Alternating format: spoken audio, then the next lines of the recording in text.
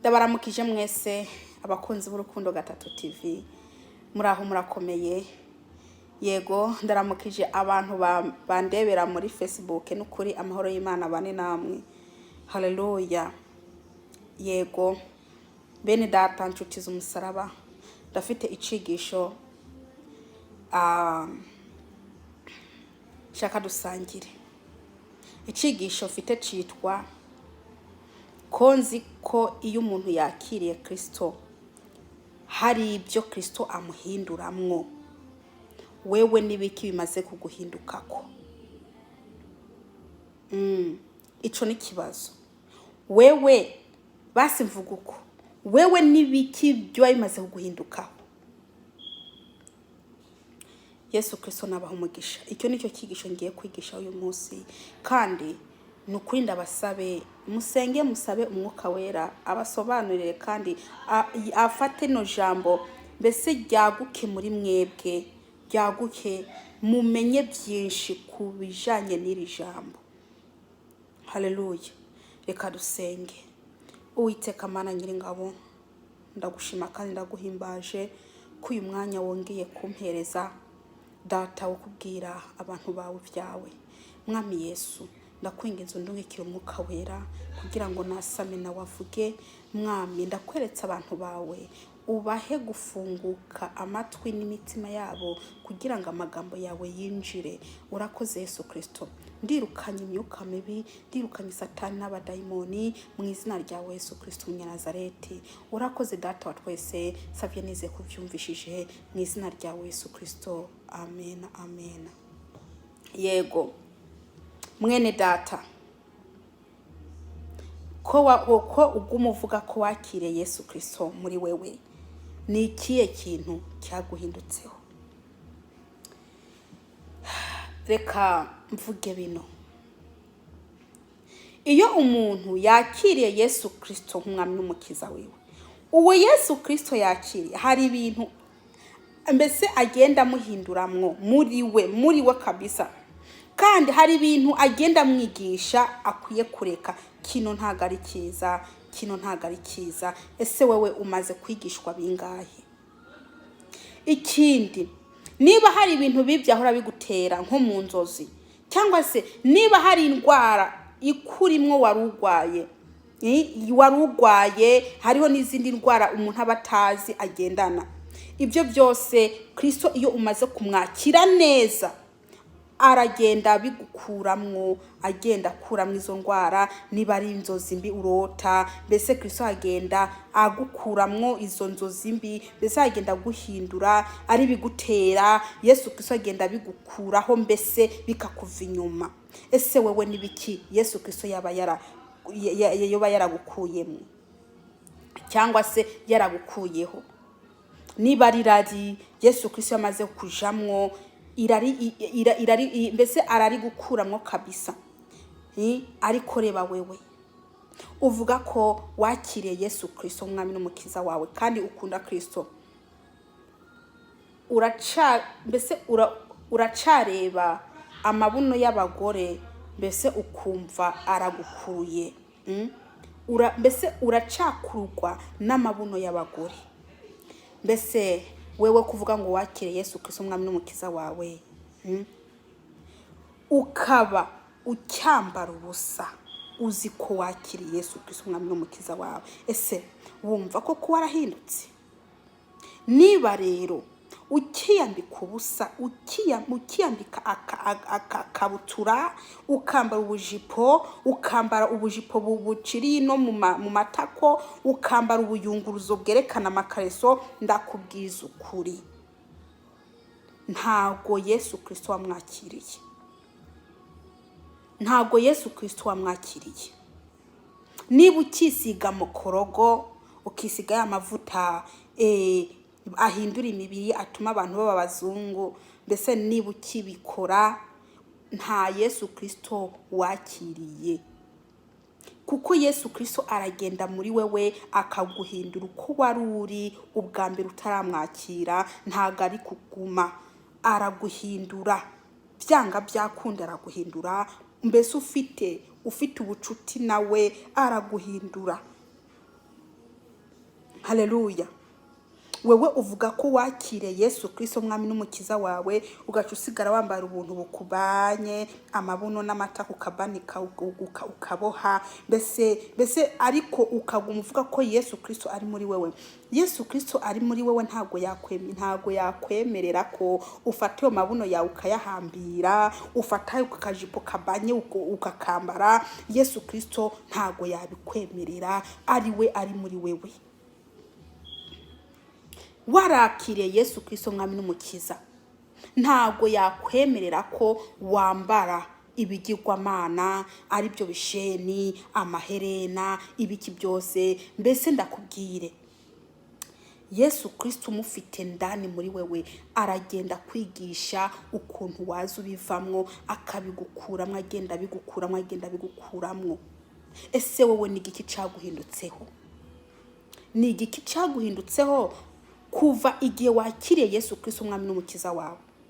Ni igiki caguhindutseho? Ko amarangi no kunzara, iminwe no ushamaranga ngahe, ahanga hose ugashamarangi no hose, iherenu usiga ugendana amaherena abiri kuzuru, mwoka byaramwe. Ni igiki Yesu Kristo yaguhinduye muri wewe kuvuga ko wamwakiriye? Niba uvuga ko wakiriye Yesu Kristo ukabwigenda mu ibyo bintu, ntago uramwakira. Wewe uguma wiyumvira ko wakiriye Kristo kandi Kristo atari muri wewe, kuko yaba ari muri wewe aba ari mwaraguhindura. Ese ho iriya ntambuko ugenda umengo uri kuracugusa ibuno, ugenda ucugusa ibuno mu muhanda, ucugusa ibuno, mbese hoho ko mbere utaramwakira kwacugusa ibuno, nubu kandi uvuga ngo warakeye Yesu Kristo kugicugusa ibuno, ese koko wumva hari ikintu kabisa kuko Yesu Kristo wumva ari muri wewe, cyangwa uri kuriremarema? Urareba neza ko utari kuriremarema, ko utari kurihesha amahoro ngo Yesu Kristo ari muri wewe kandi atawurimwo. Kuko yaba ari muri wewe, iryo buno ugenda ucekangura mu muhanda ntago ubikora. Haleluya. Bene data muri kumuranyumviriza, Yesu Kristo amaze kwinjira mu muntu, akinjira mu muntu, mu mutima w'umuntu, hari ibintu agenda hindura, hari ibintu agenda gukuramwo. Niba wowe ukinywa inzoga, mbese ukaguma inzoga wihishije ngo kanaka ntambone ko ndikunda inzoga kandi ndi pasiteri, ndakubwire bene data, abantu ariko aragendana nayo mazina gusa Yesu Kristo atabarimwo. Hariho abantu bitwa ngo ni ba pasiteri, ari iryo zina gusa, naho muri bo atari aba pasiteri. Abantu bavuga ko bafite Yesu Kristo muri bo atawe. Ukuntu basa, ese kijambo rivuga ngo muzamenyera kuzobama, cyangwa se muzamenyera ku mbuto bama. Izo mbuto uri kurama cyangwa se uri kurera ni zihe? Zatwereka koko Yesu Kristo ari muri wewe. Ni zihe? Wewe uragenda mu rushengero ukaririmba, uri umuririmbyi, ariko reba ku mutwe washize kamarangi y'ubururu, ay'umukara, ay'umweru. Bamwe bashaka, mbese bashaka amarangi y'abasaza amwe y'umweru, ariko se mwene data, iyo ubona uri kuririmba ufite amarangi y'umweru cyangwa se y'ubururu, y'umutuku, amarangi asa nka damu yamuze, ukavuga ngo warakire Yesu Kristo, ese koko waramwakiriye koko? Niba akurimwo kabisa, ntago yakwemerera ko wihindura uko nguko kose. Nurebe neza, ntube uriko uriremarema muri we ngo waramwakiriye kandi Yesu Kristo atakurimwo. Yesu Kristo atakurimwo mwene data, kuko yaba akurimwo abaguhindura. Reka ndakubwira, igihe wamwakira wari umuntu wo mu cyaro, warambara amajipo maremare, ariko umwakire ugere mu mujyi utangiye kwambara akantu kagira ngakerekana amatako. Ese koko wumva Yesu Kristo niba yarakikurimwo ubwa mbere, sibyo? Urashobora kugira iki kuba waramwakiriye uri umukene, mbese ukanamutinya, ukambara ibintu birebire ntiwihindure mbese ariko yamara kukuvana muri bwa butindi akakugeza mu bukire, ugaca ubona ko umengo Yesu Kristo ntacamaze kwa kumwubaha ukata hariya, Yesu Kristo ukamwirukana muri wewe akigira, ugaca wimika ikintu citwa shetani muri wewe, akaba ari wari karagutegeka yambaye rekuno nta kibazo. Yesu Kristo ari muri wewe ntugire ikibazo, n'abambara ukunguku Imana irabemera. Shetani akaza agutegeka ati ni wihindure kuko uzaba uri kurigira neza, wewe ukagira ngo ni Yesu Kristo ari muri wewe, naho harimo shetani ari wari mwaragutegeka. Bene data, ni mwikontore neza ko ari Kristo koko mufite muri we, murebe neza kuko maze kubibona. Hariho abantu bakira Yesu Kristo arabatindi, mvuga abakene babandi bakisiga gikotori, nge nisiga gikotori, ngiye mu maso nisiga gikotori, mubiri wose nisiga gikotori, kandi si kuvuga ngo mba nabuze amafaranga yo kugura amavuta, oya nge nisiga gikotori. Bene data, hari rero abandi bisiga gikotori kubera ati amafaranga bafite yo kugura amavuta, mbese umutima wabo ukeneye, hanyuma baronka Yesu Kristo umwami n'umukiza wabo, mbese bakamwubaha, bakagenda bamwubaha. Yesu Kristo akabakura mu butindi, yamara kubavana mu butindi akabaha amafaranga, bagaca batangira gufata ya mavuta ya gikotori, atayanga yaratugira nabi, atayanga twakoresha kwa twarabatindi, atubu amavuta agezweho ni yandi yo kugira umuzungu yitwa mukorogo, yo kwikoroga mu maso ugasa nk'umuneke, niyo mavuta agezweko. Aho ngaho uzafashe Yesu Kristo muri wo wamwimuye, uzaburi kuri ibyo shetani ariko arashaka. Bene data, nimurebe neza ko Kristo akiri muri mwebwe, ntimwiremareme, kuko nzi neza ko Yesu Kristo atakwemera ngo atakwemera ko wikinisha.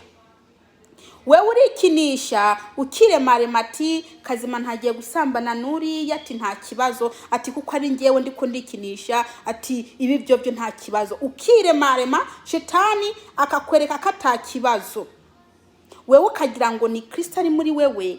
Ndakubwiza ukuri, Yesu Kristo ntabwo yakwemera ko wikinisha umufite muri wewe. Buri muntu nikontore arebe ko Yesu Kristo ari we bariko baragendana, cyangwa se kari karagendana na shetani. Ndakubwira, uyu mubiri ni urusengero rw'umwuka wera. Mu gihe uzaba wimuye umwuka wera muri wewe, hazaba ari inzu y'iki, izahinduka inzu ya shetani, kuko nizaguma gutegeka.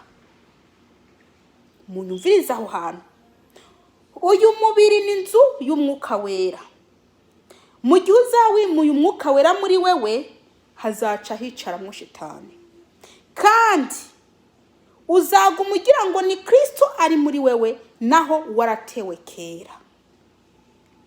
Ese wombwira gute ko Kristo ari muri wewe ugisambana, ugifite amarari, utunze abagore babiri, utunze abagabo babiri? Wombwira gute ko Yesu Kristo ivyo byaha byanga, kandi muzi ko icyaha ari umwasi w'Imana? Ibyo ntimubizi? Mbese ko wakire Yesu Kristo umwami n'umukiza wawe, ni giki Kristo yaguhinduyemwo? Ko ugenda uririmba ko wamwakiriye, yaba ni giki yaba yaraguhinduye muri wewe? Warahindutse. Benshi muri ko muri rematawe mufite. Niba Yesu Kristo mufite muri mwebwe, ntago yakwemera ko amatako yanyu agenda hejuru, ntago yakwemera ko mwikinisha, ntago yakwemera ko munywa inzoga, ntago yakwemera ko mwihindura amaherena ngiyo mu kururimi, amaherena ku mukondo, amaherena ku mazuru, amaherena ino hose murundaho, amaherena tanino, amarangi yose no mu mutwe gusukisha ibiki. Niba mwaramwakiriye kuko ntago yakwemera ko ibyo bintu mubikora. Buri muntu niyikontorore amenye neza ko ari Yesu Kristo amurimwo, cyangwa se ko atari shetani ari muri we. Buri muntu niyikontore kuko amashengero menshi uko basa nk'abantu bakiri mu isi kandi bakavuga ko bafite Yesu Kristo muri bo.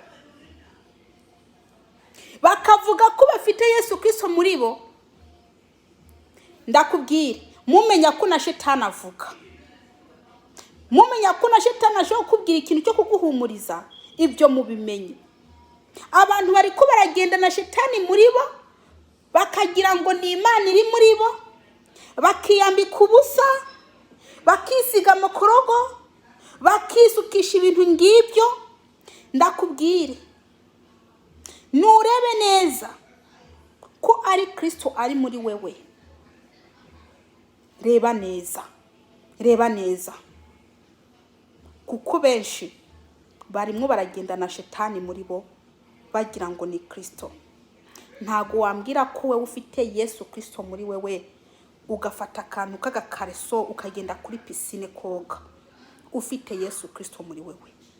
Ntago wambwira ko wowe ufite Yesu Kristo muri wewe ukagenda kwimwesha umugabo bakagutwara mu kumba kabashitsi, umukobwa akaba ari wari karakoza mu mutwe w'ukaresa.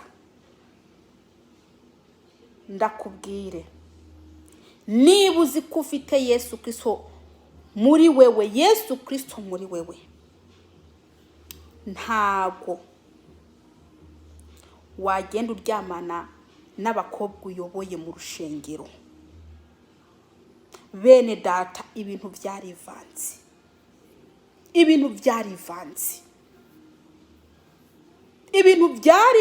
Shetani yaragiye mu mitima y'abantu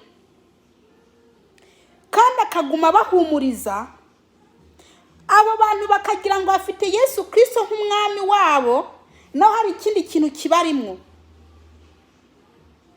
Bakaguma bakora ibintu biteye iseseme, biyambika ubusa, basinda, arabajura, mbese biba mu mpisho, bibisha iminzane, biyumvira umuntu kumwica. Ibintu bakora byonyine bigaragara ko ata Kristo abarimwo, bafite ikindi kintu mu mitima yabo.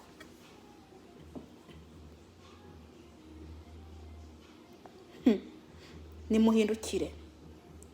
Niba ufite Yesu Kristo nk'umwami n'umukiza wawe, ndiza neza ko umwuka wera arakwigisha ukuntu ukwiye kubana na Kristo. Umwuka wera arakwigisha ukuntu ukwiye gusa, niba kuko ufite Yesu Kristo nk'umwami n'umukiza wawe. Umwuka wera arakwigisha ukuntu ukwiye kugendana na Kristo. Umwuka wera arakwigisha ukuntu ukwiye kuvuga, kuganira. Nimba warakiye Yesu Kristo umwami n'umukiza wawe, Yesu Kristo ari muri wewe araguhindura. Ndakubwije ukuri rwose. Abantu bavuga ngo bafite Yesu Kristo umwami n'umukiza wabo, ari abagore n'abagabo, bakaza barongorana banyuze inyuma ahanyura umwanda mukuru, bakaza barongorana mu kanwa. Abandi nabo bakamira intanga z'abagabo, abandi nabo ngo bagasesa hasi intanga zabo. Uwo kweri ni Kristo uba ufite muri wewe, aba ari karatuma koko ukora ibyo bintu, ko umubeshera, ko uvuga ko Kristo ari muri wewe. Nzi neza ko Kristo ibyo bintu ntaga byemera, ibyo uri murakora ntabyemera, arabyanga. Ni gute wowe ufite Yesu Kristo umwami n'umukiza ntuhinduke? Konzi ko aho Yesu Kristo agiye harahinduka. Nimba hari umwijima haba umuco kubera Kristo. Wombwira gute niba se umuco ukurasiye muri wewe, wombwira gute ko woguma kwa kundi? Numbwiza ukuri bene data, nimuhinduke, nimumekinge sure ko mufite Kristo muri mwebwe, sibyo? Kugira ngo ntimuze mugira ntimuze mwiremarema mu mitima yanyu ngo mufite Yesu Kristo umwami n'umukiza wanyu muri mwebwe kandi atawe urimo mufite ikindi kintu. Yesu Kristo nabaha umugisha.